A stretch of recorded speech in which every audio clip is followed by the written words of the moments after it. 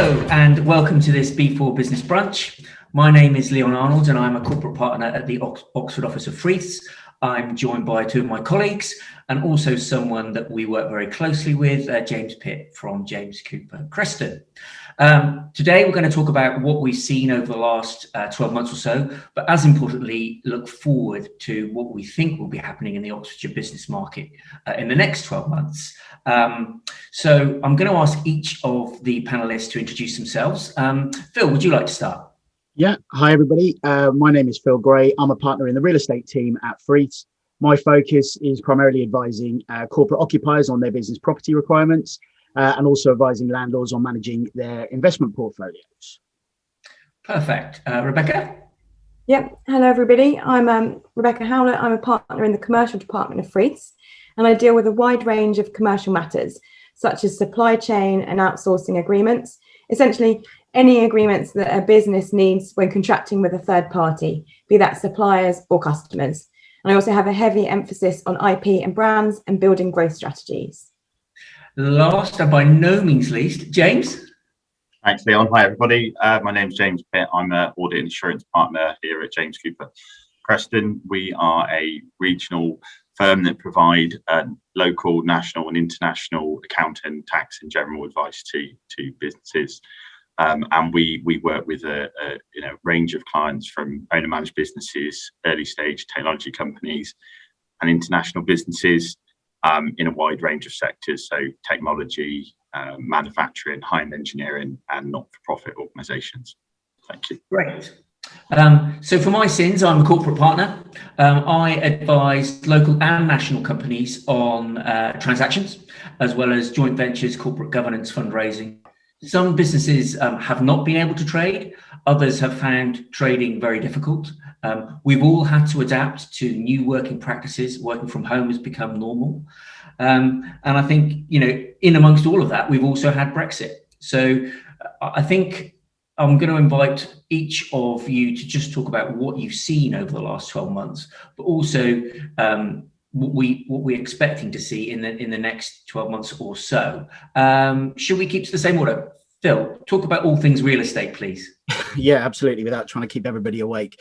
As we discussed, basically, the impact of COVID-19 in the UK economy has been absolutely immense. And whilst the whole business community has been affected to varying degrees, unsurprisingly, it's been particularly within real estate, it's been in the hospitality, leisure and retail sectors where we've seen the most impact. Now, the UK high street was already under considerable pressure even before the pandemic arrived. We've seen many long-established names like Oasis, Warehouse, Debenhams, they're all faltering or disappearing completely.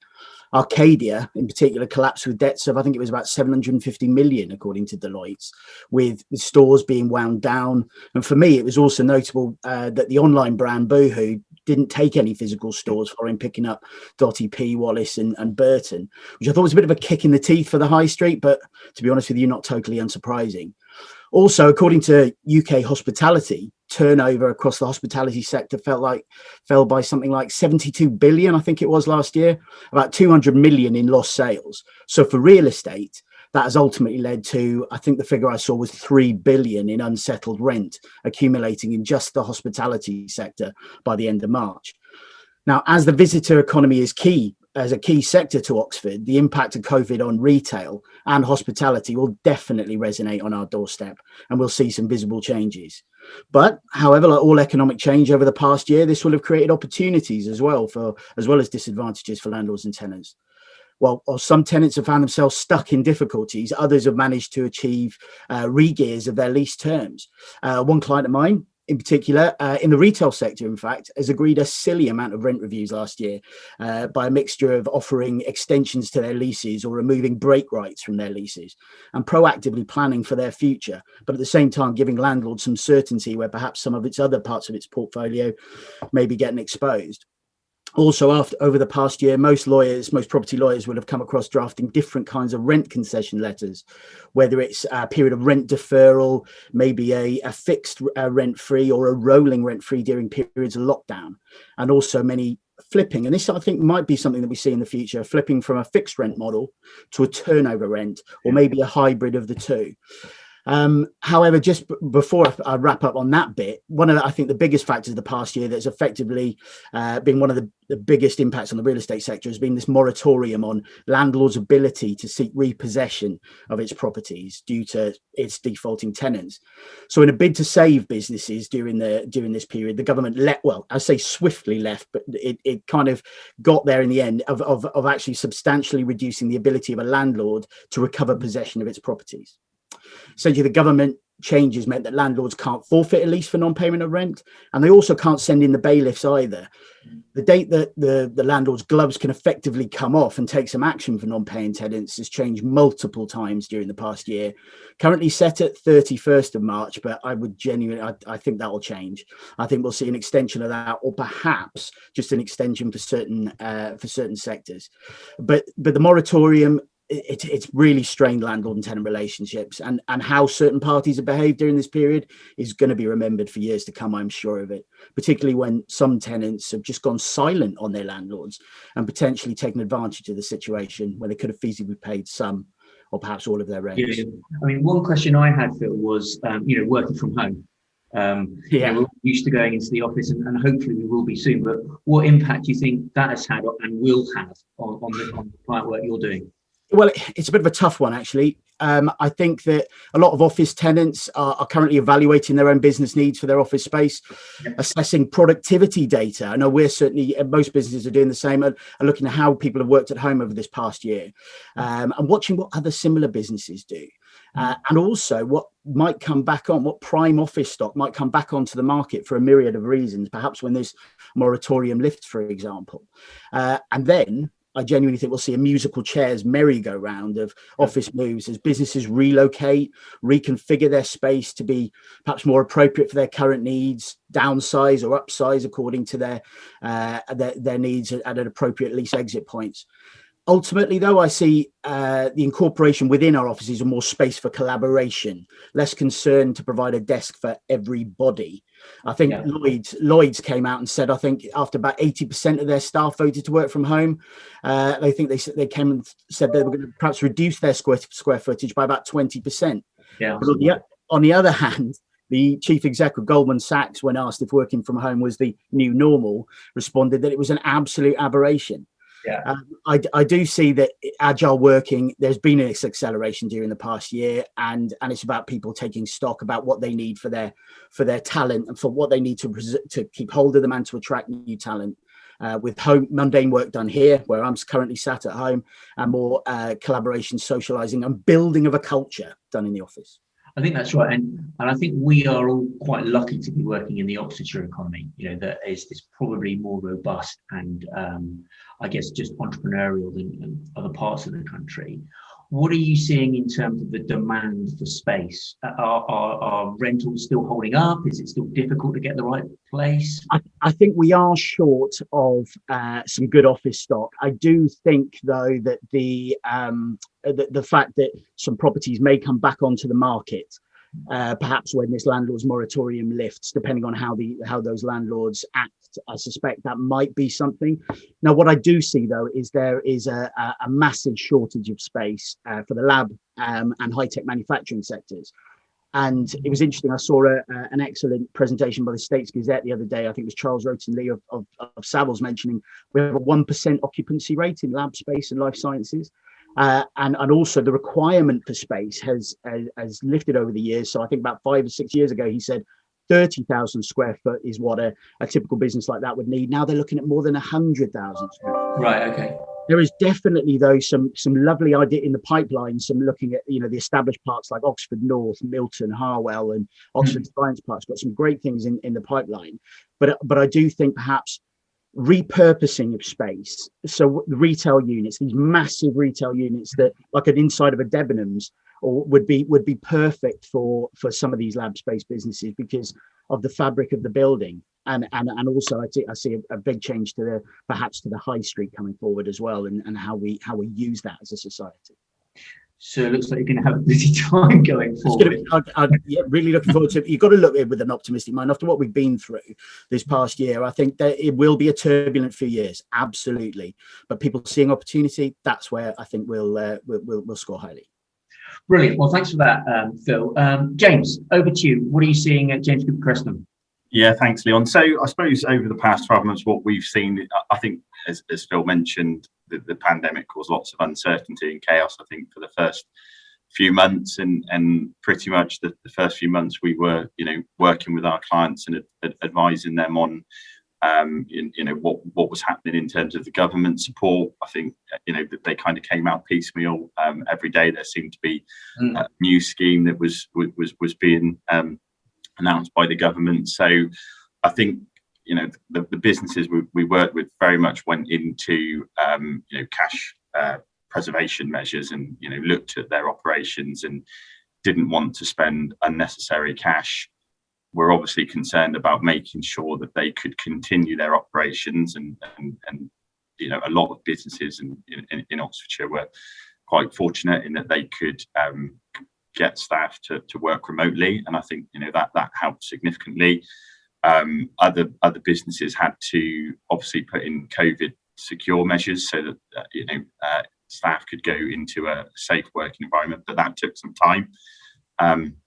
And so we were working with companies during that period, one, to kind of look at cash flows and what cash requirements that the businesses need, helping the businesses with cash flow projections, but also supporting them through and explaining what the government schemes meant for them and how they could get the support, whether it be furlough, CBILS, VAT or pay-as-you-earn deferments, and really being there to kind of talk through and advise on these schemes so that the businesses were in the best place to kind of move forward. I was going to say when the uncertainty died down, but I'm not sure if it has.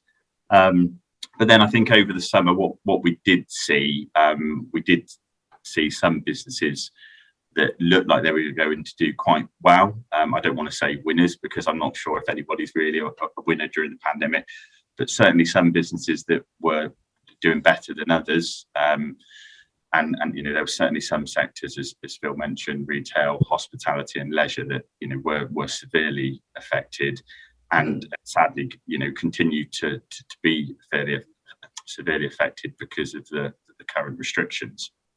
And then there was a majority or vast majority of businesses that weren't in areas that were booming, such as IT, technology, nor in the sectors that were really struggling, but we're kind of in the middle. And I think with a lot of these businesses, what they saw is that with careful cash management, with reviewing operations, working more efficiently perhaps, and making sure that the money that was spent in the business was spent well and was good value. Travel cut down quite significantly, and actually I think a lot of them, particularly in the clients that we worked with, did better than expected.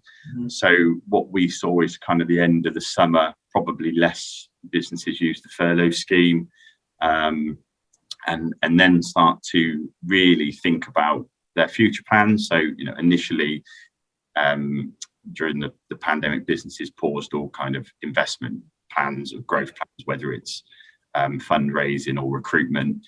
And I think the businesses that were doing well or were not doing as badly as they thought they would started to put those plans back on the table, look to recruit, look to invest in assets, maybe look to expand in overseas if there was a potential exit on the horizon before they were restarting those discussions. So that's kind of what we've been busy with over the last few months. And I guess, clearly not as close to it as you would be, but there have been a lot of different kind of deferrals of tax or cessation of business rates and all that sort of stuff. What do you think is going to happen as some of those do need to start being paid? The first CBILS that were taken out, payments are going to start and need to be made. What do you think is going to happen over this summer?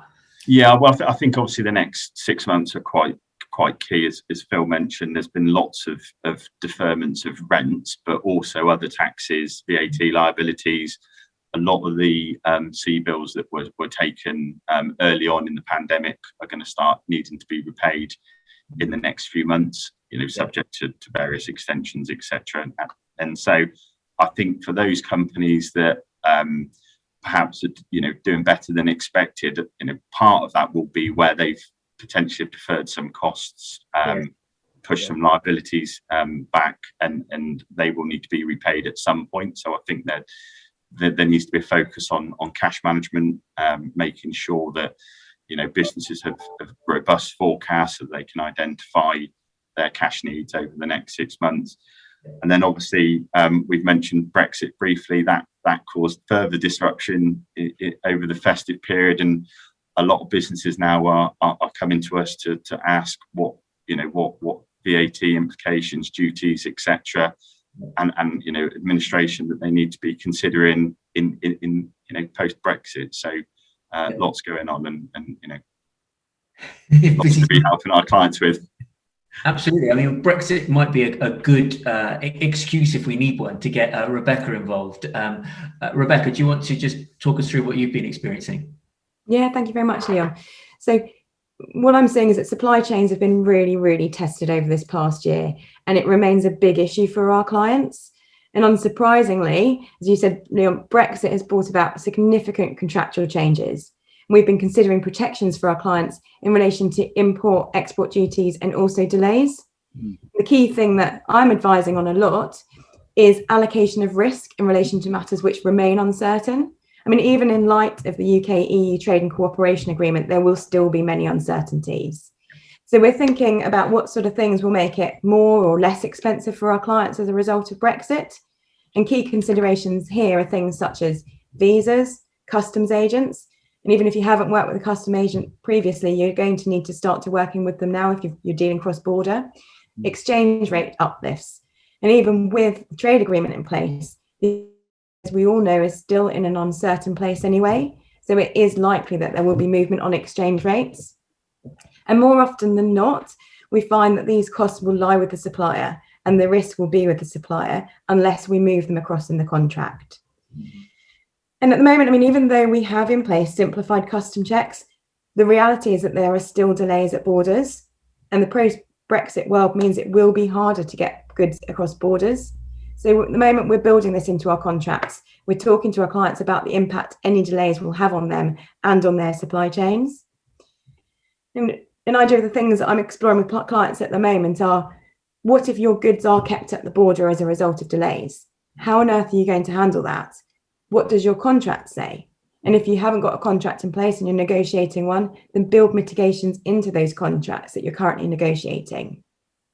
Yeah, have you had to kind of renegotiate existing contracts to take account of just trading difficulties?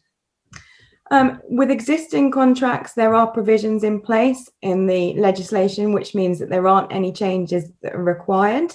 However, in terms of moving forward, we are putting changes in place. So, I mean, things that we think, as I said, exchange rates, and also one thing which we are very alive to is what happens for clients if the thing that you're committed to under your contract is no longer required. Now, a very good example of this is aircraft leasing. Now, airlines have entered into commitments to hire aircraft, but then the positions changed.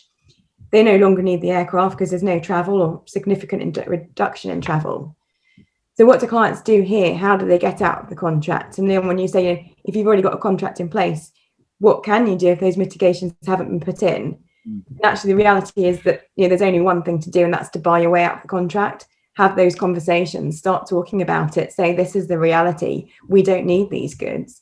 You might be able to come to a negotiated agreement where you're not paying for the full amount of the contract, the full contract value. And we're seeing, there's pressures for customers as well as suppliers.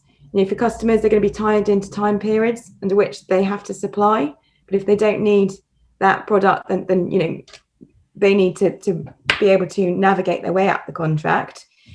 So we talk to them about, when you're negotiating, consider lower terms, lower purchase volumes. That will likely have an impact though on cost under your contracts.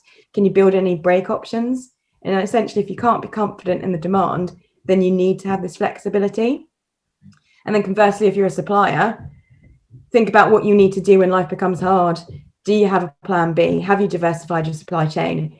Have you got multiple suppliers in different geographic locations which are going to be able to continue to supply to you? And then, we're also talking about setting up subsidiaries in Europe to keep that flow of goods and products going, and to keep open an avenue to a different amount of business that you wouldn't have maybe if you're just in the UK. Yeah, I've certainly seen some of that. I mean, we've all kind of focused rightly on some of the sectors that have been struggling, leisure, an obvious one. Have you seen any sectors that have actually been growing and, are exciting places to work in? Yeah, absolutely, Leon, I have. So a particular growth industry which I'm working with at the moment is personal and care industry. And that market has had to adapt, and so quickly, but it has totally risen to that challenge. Now, as James was saying earlier, we have to be very careful about talking in winners and losers, because there aren't actually any winners in this market, or any market. And there have been some brands that have suffered. So last week it was announced that Becca would cease operations, the cosmetics brand. Becca would cease operations from the end of September of this year. And the owner of Becca, which is Estee Lauder, they've reported recently that their makeup sales were down 62% in Q2. And that's made the beauty giant cut to around 2,000 jobs globally. So we are also seeing some makeup. It's a difficult thing at the moment. So it's demonstrated that there has been some drop in those sales, but we are really seeing an exciting rise of disruptor indie players at the moment who are rife on social media. They don't have bricks and mortar stores. They're not having to pay rents. They might be selling into concessions. They're not really doing that at the moment. They are able to be agile. They are online. They're driving up demand. I'm also seeing quite a big movement away from makeup into skincare and self-care. People are at home at the moment. You're putting on a face mask instead of putting on your makeup because you're just not going out. And I'm finding that many brands are embracing technology at the moment. And this is a really, really exciting thing.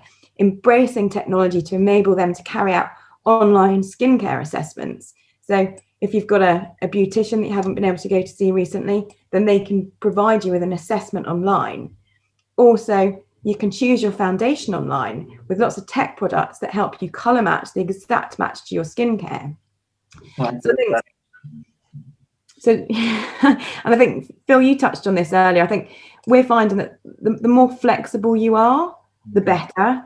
The lower the overheads, and the more that you embrace and challenge technology at the moment, the better. A big ask for the beauty and personal care sector is this, to embrace these kind of changes, because it is an industry which is heavily reliant and built on the senses: smell, texture, the experience of shopping for these products, touching them, feeling them, checking the colouring. That's completely had to change in this virtual world.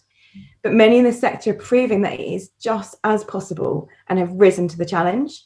And just to finish up with one last statistic, is that forecasts are that the UK's personal beauty and personal care market revenues will reach almost £12 billion this year, with a predicted annual growth of 4.1%. So this is a really great market to be in right now. Yeah. Thank you for that. I mean, just on the corporate side, after probably a pretty dark March and April last year, we've seen, what we hope to see, which is a lot of people looking at opportunities, particularly around Oxfordshire, but also nationally. There are some companies who have decided that this is the time to expand. Bringing on what you were saying, James, this is the time to look for opportunities. They may be able to pay slightly less for key assets or new work streams than they were beforehand. So we've been really busy. I think the Oxford team closed 11 transactions in February, which is kind of crazy. Now, that might have been slightly pre-budget led, but we're seeing overseas buyers investing into the UK, saying, yes, even though Brexit has happened, we still want to be a part of that market. And we are seeing, thankfully, not too many distressed sales. They're genuine, either people who are getting good prices for their businesses, or companies that are looking to expand and make the most of, what they've got. And that might be pivoting to a new product line, moving or acquiring a business that has a better online presence than theirs or whatever. But I think, it's a very active deal market at the moment, which is good. On the employment side, I guess there has been a lot of work supporting companies in terms of, furlough, redundancies, and changing roles. Also, a lot of care given in terms of supporting all of us who are, we're working in our kitchens or in our bedrooms or whatever it is. And I think that will continue. So the employment team have been, very busy over the last year and are expecting, particularly over the summer, as companies are hopefully going back to work with new protocols and new types of contract. I'm conscious that we haven't got a great deal of time left, but if we had kind of one or two snippets to take away from, what's happening in Oxfordshire, would anybody like to venture kind of things that they see as a real trend going forward? Well, I'll chip in just to keep in the same order we had earlier. I think for me, it's sort of summing up flexibility and adaptability, particularly with regard to leases going forward. I think that will be that is basically what your occupiers are going to be after. And I think for landlords, it might take a shift in emphasis about perhaps producing properties that are or offering their properties a bit like a hotelier, where it's kind of already sort of kitted out, more focus on well-being of people, the safety of the people that are going to be occupying those offices. Also, the other watchwords, repurposing, trying to find other solutions to vacant properties, perhaps to maybe accommodate, particularly in Oxford, that lab space and high-tech manufacturing, which we've got a massive shortage of space and a lot of investment coming. I'll try and pick up and continue with that and end on a positive note in terms of kind of picking up on what Phil said. Obviously, historically, Oxfordshire has been quite difficult to recruit because the recruitment market has been, it's been difficult to get highly skilled individuals and, and lots of good businesses in Oxfordshire. So, with the pandemic and what the new working environment will look like, whether it's in the office, remote, a bit of both, innovation hubs, whatever it may look like, I think that does breed opportunity to look at bringing in skilled workers and bringing them into businesses. And I know, we're recruiting. I know Freeths are also looking. So it does widen the net in terms of what businesses can do, and and that's quite exciting. Excellent. Yeah, I mean, from my part, and I'll probably speak for everybody at Freeths, we're always on the lookout for talented and energetic individuals. And you're right, James, it might be that if people are thinking, well, I only need to commute 2 or 3 days a week or 1 or 2 days a week, that perhaps they can be based further afield in more affordable housing, all that sort of good stuff. Right, I'm getting the kind of the time gods are against us. So I will thank you all for joining me. It's been another good B4 Business Brunch. I know that all of us would be happy to have direct questions or contacts from anybody who's watched this. And we all look forward to working hard to support our clients going forward. Thank you very much, everybody. See you again soon. Thanks, everybody.